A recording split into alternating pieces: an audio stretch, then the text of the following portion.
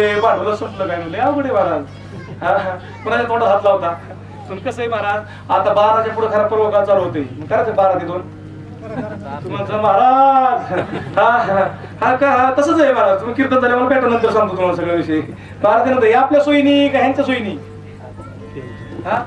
आपल्या सोयीनी सगळं असतं महाराज.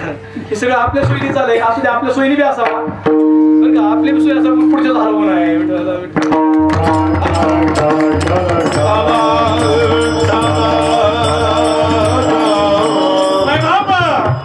पहा असा काळ टपून बसलेला आहे आणि तो आपली एवढी निश्चिती करतो महाराज. एवढी निश्चिती करतो जसं एखाद्या म्हणजे काय म्हणतात त्याला 2-4 कुत्र्याच्या तडाख्यात एखादा व्यक्ती सापडावा आणि कुत्र्याचं कडक महाराज.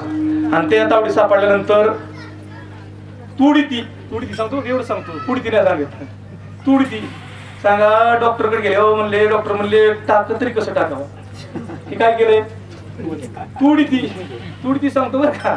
हा जागाच कुठे ठेवलाय ना टाकायला जागा ठेवलाय. ही तुडी ती ही यम तशी तुडी ती जुडी ती लय अवघड आहे. शेंगा जोडल्या का तुम्ही सप्पा केलता का नाही. जुडी ती काय शेंगाची माझ्या महाराज. पोट एक शेंग कुठं तर एक कुठं काय कायचं मला टरकाली इकडं तर शेंग जरा दुसरीकडं. शेवट मला कसं त्याचा थांबता नाही. जुडी ती मारी ती. आता मारत म्हणजे माय बाप तुझा मुका मार लय अवघड मारा. ही ला दिसलेला मार तरी बरं आहे पण मुका मार असा दिसत बी नाही.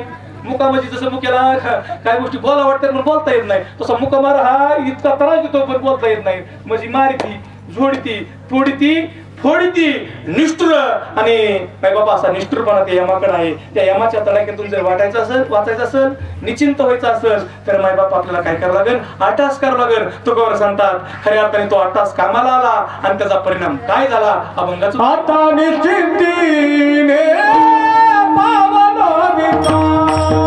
बोले वाटले ना. आता निश्चिंतीने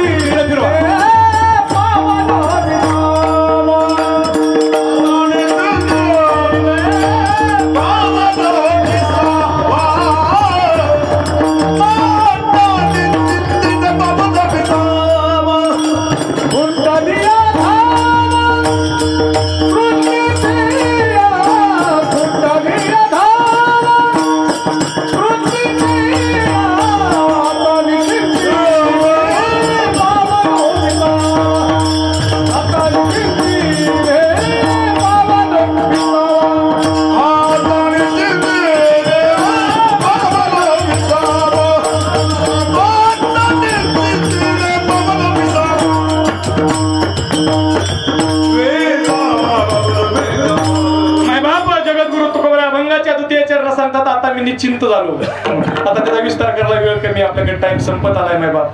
हे आता मी निश्चिंत झालो कारण ही तृष्णा होती शमवली गेली माय बाप. आता खऱ्या अर्थाने माझ्या जीवनाचं सोनं झालं आणि माय बाप जिवंतपणे सुटायचंय बरं का. मेल्यानंतर कुणी जर मोक्षी म्हणत असेल तर आमचे साधू संत त्याला डेंजर वाक्य वापरतात महाराज. हा ते आधी भाषा कोणाची प्रमाण कोणाचं ज्ञानोबर यांचंय. मेल्या पाठी मोक्ष होईल मोक्ष मेल्या पाठी आम्हासी होईल. जे ऐशे जे म्हणती ते आधी मूर्ख. दीप गेल्यावरी कैसाची प्रकाश झाका त्यास कासयाची. हा म्हणून जवळ सगळं सिद्ध आहे ना तोपर्यंत आपल्याला ती गोष्ट करून घ्यायची म्हणजे आपल्या इंद्रियाला वळण पाडायचे. तुम्ही सांगा वळणाचं पाणी कुठं जातं. वळणाला जातं का नाही. हा पण वळण पडणं महत्वाचं आहे ना. आपलं वळण इतकं अवघड आहे. एक जण असंच वळण पडलं होतं दृष्टांत सांगतो आणि शेवटच्या आपण अभंग घेऊ पुष्पवृष्टी करू आणि 10-5 मिनिटात कीर्तन आवरणार आहे. काय घाबरू नका. आणि काय नाही तर वेळ गेल्याला तुमचा चांगला खात्यावर जमवणार आहे.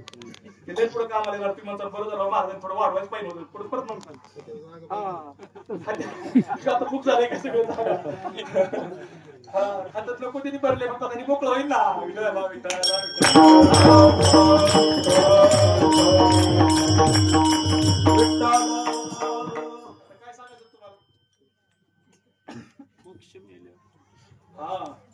बरोबर ना. माय बाप मेल्यानंतर मोक्ष नाही जिवंतपणी याच देही याच लोळा. हा वळणाचं काहीतरी झालं बरोबर. वळणाचं काय झालं महाराज. आमचे शेणा महाराज म्हणजे राऊत महाराजांचे पाहुणे होते आणि विषय झाला व्यवसाय चालू होता चांगला वळण बरं का. हा शेणे होते आणि आपले पाहुणे होते बरं का. आले त्याला तुमच्या व्यवसाय कोणता पूर्वीचा काळ हा किती मेंढरे तुमच्याकडे म्हणजे आपल्या खंडी बोलायचे ना मुलगी जाताना सुद्धा खंडी आता क्षेत्र विचार करतो खंडी किती खंडी हा मग ती काढायची कॅल्क्युलेशन करायची नाही बाब आता लोक आपले क्लासरूम ऑफिसर झाले वेगवेगळे शिक्षणामुळे काय झाला बदल होत गेला तो विषय नाही माहिती बाब तो पुढचा विचार पण त्या काळामध्ये अशी 2 खंडी मेंढर बरं का सर किती खंडी 2 खंडी मेंढर आणि मायबाप